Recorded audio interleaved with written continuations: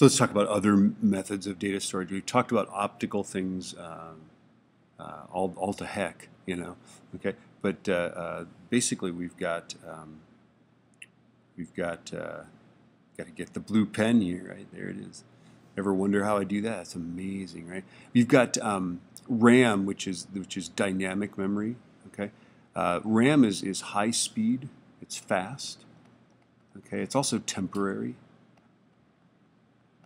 So when you turn your computer off, the RAM forgets stuff, right? It's kind of like me, you know. When I go to bed, I forget stuff, right? Okay, and then the RAM, you know, most of us have, I don't know, 16 gigabytes, 4 gigabytes at least of this stuff in our computers, right?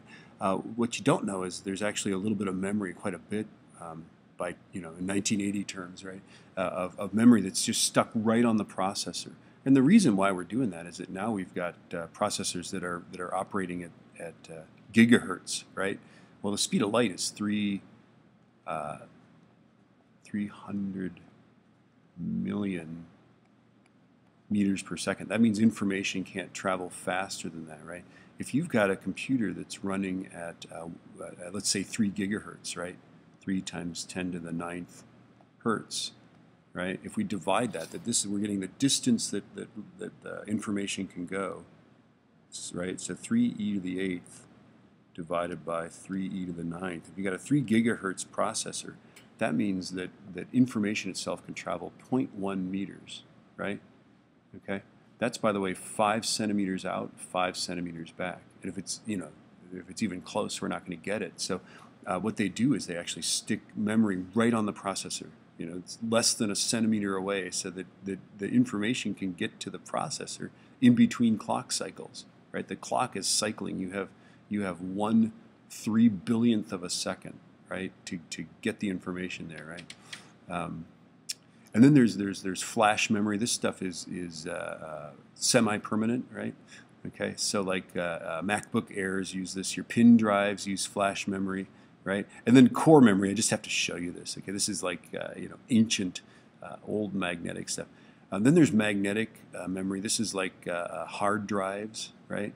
Floppy disks, tape players, like on those old things, right? They store information on tapes. And then these guys are optical. We've talked about CDs, DVDs. Now we've got Blu-ray. I hate stuff that's not spelled right. It's Blu-ray. Okay. Let's look at some pictures here. This is our RAM.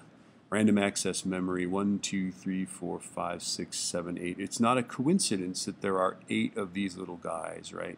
Okay, and there's 8 more, by the way, on the back side, giving you 16 of those. This is where it plugs into the computer. That's gold-plated, right? That's plated with gold, not for the conductivity sake, but just to keep it from corroding, okay? And then these are the little clips where it's held into the motherboard securely. This stuff is volatile. This is high speed. This is where the programs have to load. So when your computer boots up, it takes it off the hard drive, loads it into the RAM, then it's ready to go. And that's what takes time, right? When you make your computer hibernate, it keeps this stuff sort of warmed up, right? It keeps it active. So when you turn the computer on, all it has to do is fire up the hard drives again, turn on the display, and it's ready to go.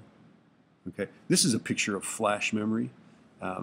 And I think flash memory is somewhere on the order of 100,000 writes. Reading it doesn't take anything away from it, but every time you write a bit, you actually damage it a little bit, I guess. I don't know much about it, but that's true. And so it doesn't last forever. Eventually you're going to wear out flash memory, but it'll take a long time. 100,000 is kind of a lot of times, right? Okay, I just had to take a picture of this.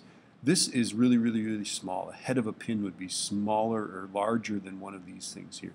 This is memory. This is called core memory. Okay? Okay? And they actually would sew this together. People actually sewed this. And if you look, there's little wires going diagonally through these things, wires going this way. And basically what you do is you magnetize these things, right? You magnetize them, and then there's a way to sense what their magnetic orientation is by sending a signal through it. Okay, these were made by hand. It took a long time. Basically, it was students that didn't watch their videos in Physics 2, right?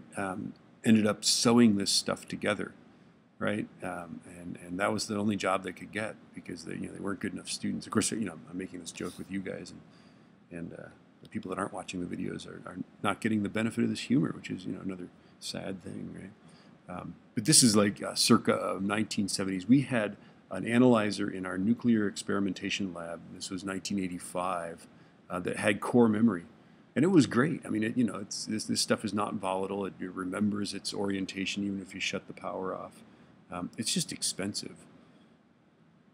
This is, of course, the hard drive, right? And this one has multiple platters. And it's just, this thing is just reading the bits off of this. And the bits are, of course, arranged in tracks like that. And then this is our famous little seek arm that can move so fast. But this is magnetic, right? It's either, north. That one's north or south, or north and south, right? That's the idea here, is that we've saturated this medium here, north or south. Thank you for being mindful of the blue pen.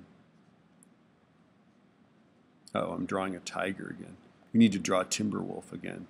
The timber wolf is going to get that tiger. There's a timber wolf. It's got to have a bushy tail, too.